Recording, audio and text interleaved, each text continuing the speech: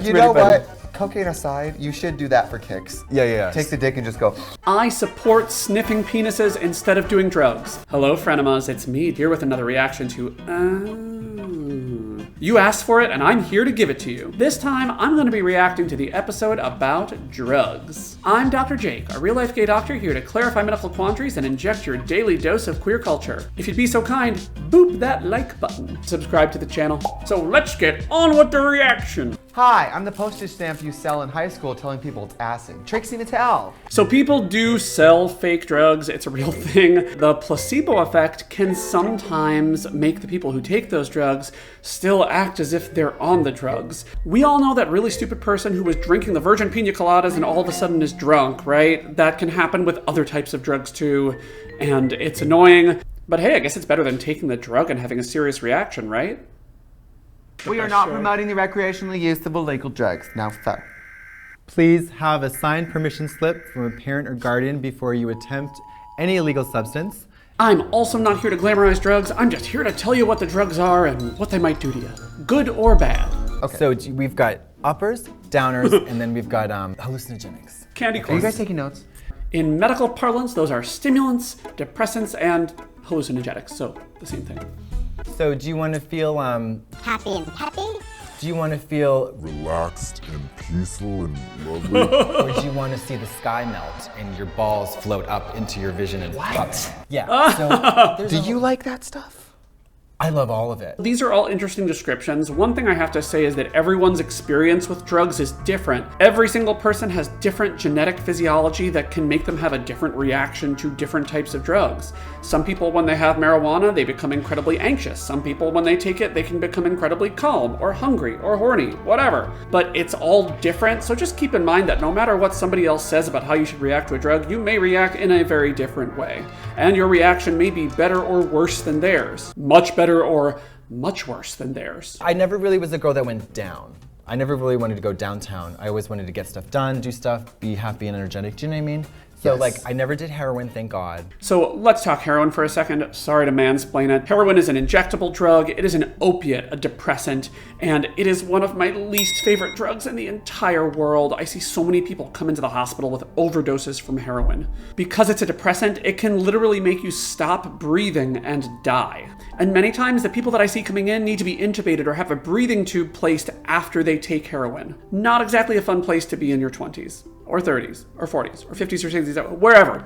It's just not fun. It also comes with a bunch of other risks because you inject it. When you inject heroin, you are putting yourself at risk of serious infections. There are many ways to decrease the risk of bloodborne infection from injecting drugs. The risk is never zero, but you can reduce your risk of serious infection by using a clean needle. And that's PSA number 1 of the day. So I started off with hallucinogenics. I don't understand how you could not want to see the sky bloom, melt, and drip. Have you had bad trips? I have had a bad trip where I dyed my hair orange and looked in the mirror too long. Yeah, oh yeah, that was bad. And then I shaved it off immediately, but it had a faint orange hue because it wasn't to the skin. Oh, it was awful. Fortunately, if you dye your hair a bad color and shave it off like Katya, that will eventually fade. The surface skin cells are all dead and they eventually just slough off. However, it can take a while, so better to just not do it while you're high. One time, Kimchi and I haven't had a lot of drug experiences, but one weekend it went dark. And I said, I have to go to sleep. Yeah. Well, that's... And I proceeded to go lay on the roof of the house and go to sleep.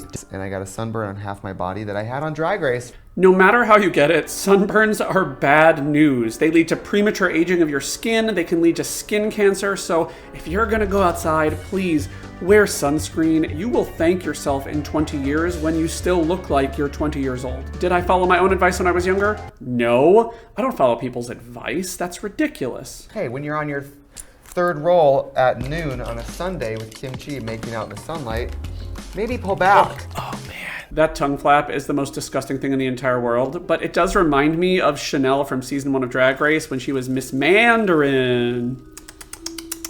Definitely one of the most iconic and disgusting Drag Race moments. If you haven't seen season 1, go watch it.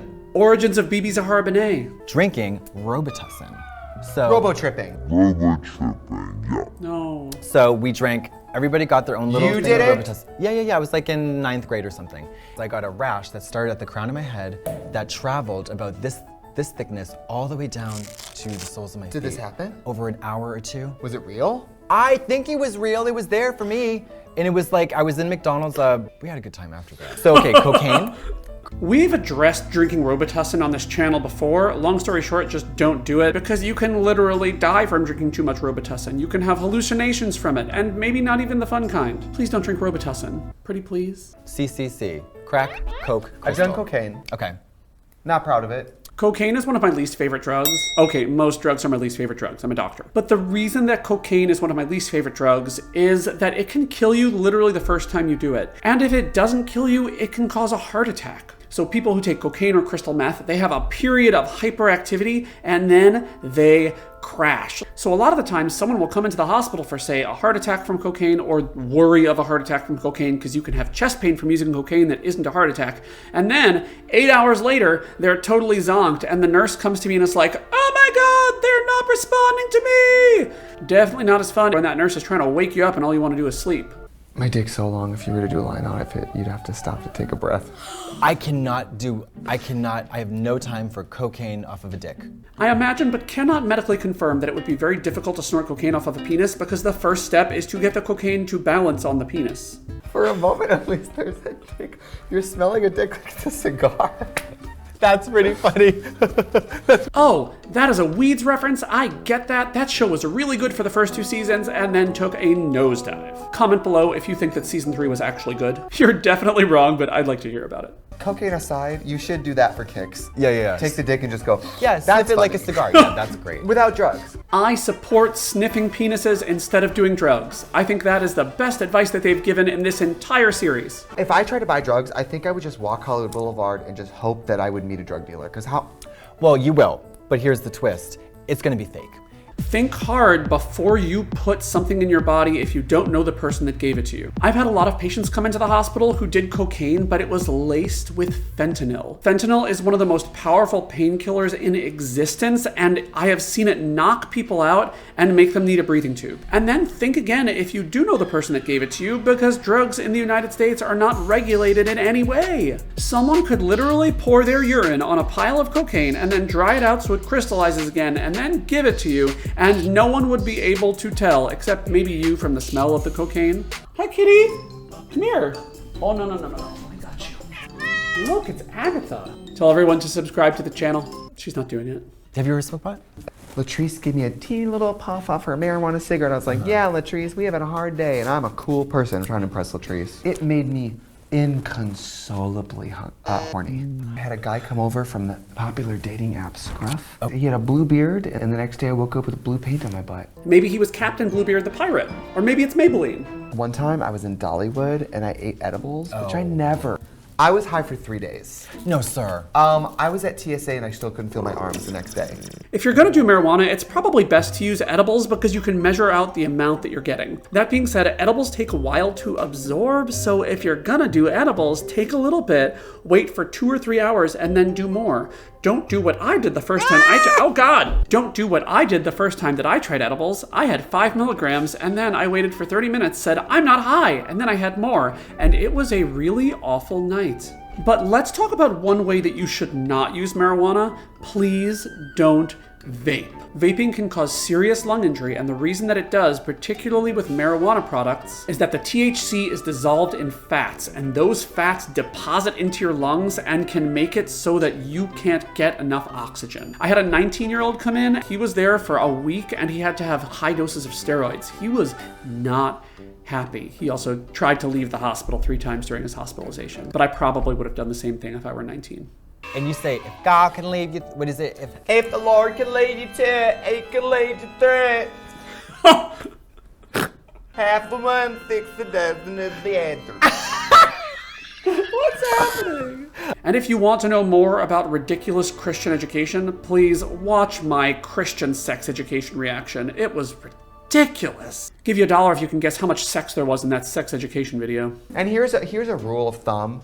If you think you want to do a drug, Watch a video of a person on that drug. Yeah. It will take any motivation you have to do that drug away from you. Or talk to a doctor who's seen hundreds of people on those drugs. Oh, do I have stories. My least favorite drug in the entire world is PCP. PCP is known for giving people superhuman strength. People who take it will like lift cars and do crazy feats. And then they'll come into the hospital, fight all of the nursing staff, and they'll have rhabdomyolysis where their muscles are literally breaking down. Because when you use your muscles that heavily, they don't tolerate it.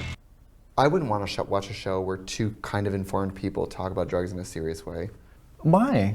I'm not a doctor. I am. Oh, sorry. See Alice in Wonderland. I literally only want to watch uninformed people talk about medicine, and I'm still shocked that people watch my channel because when I talk about it, it just feels very boring. I mean, I want to give you information, but like, sometimes it's more fun to hear about the stupid stuff than to hear about real medicine, you know? That was delightful. Don't forget to subscribe to my channel and like the video. And if you like this one, have I got a reaction for you. Goodbye.